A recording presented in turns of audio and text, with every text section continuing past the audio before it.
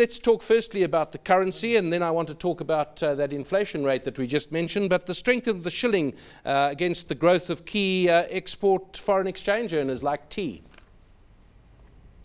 Well, yes, we are seeing the shilling has strengthened. The government is the central bank actually, I think, will feel a bit of the pressure ease from a few weeks ago when we were seeing the shilling begin to weaken, and there were worries that further rate cuts would hurt the shilling. I believe that they will continue to protect the shilling, and therefore we do not expect major easing in the policy rate as of now, despite the fact that we have seen inflation levels go below the target at 4.14. That is actually great news for us, which I think the Kenyan public will really welcome. We are seeing a bit of an increase in fuel prices and a bit of an increase in food prices, and therefore I think that will also hit a bit heavily on our import bill, and that will definitely have an effect on balance of payment, and of course inevitably the shilling, which we hope will not be a long-term issue. The inflation falls have been quite dramatic, and as we said in the news item, central banks have slammed on the brakes there. Have there been unintended consequences? Because sometimes when inflation rates change so rapidly, investment perceptions can be affected, and as I say, unintended consequences sometimes among the banks, among the lenders, among savers and investors generally.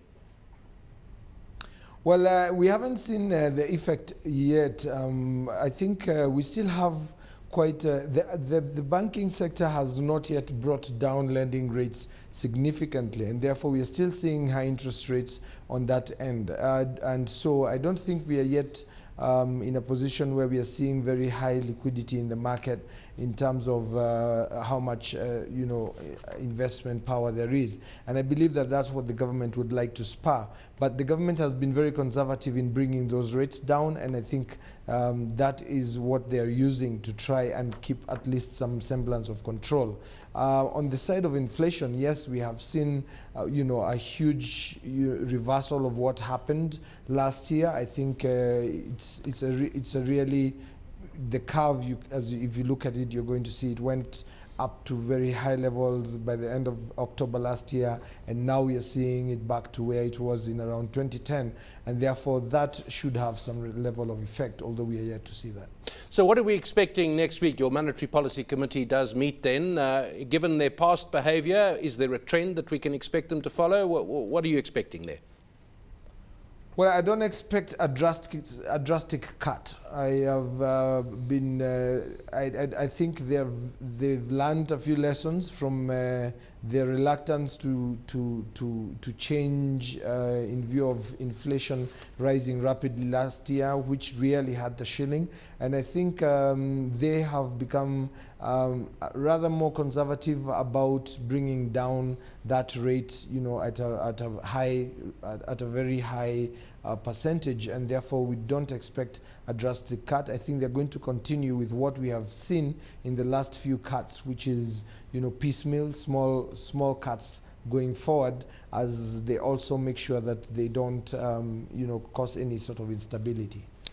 Samuel, yesterday we were talking about Tullow and the oil shares, and what's been happening with that investment.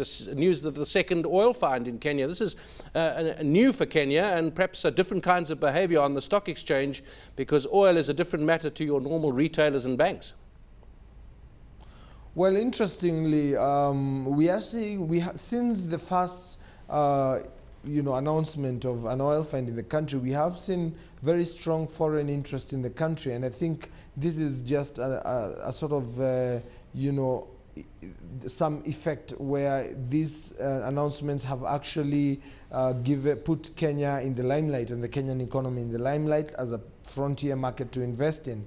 And I would really like to see a bit of maybe Tullow Oil probably deciding to have a desk here on our markets, so that they can also source some of the funds from locally, because I do believe that local investors would like to take part in that.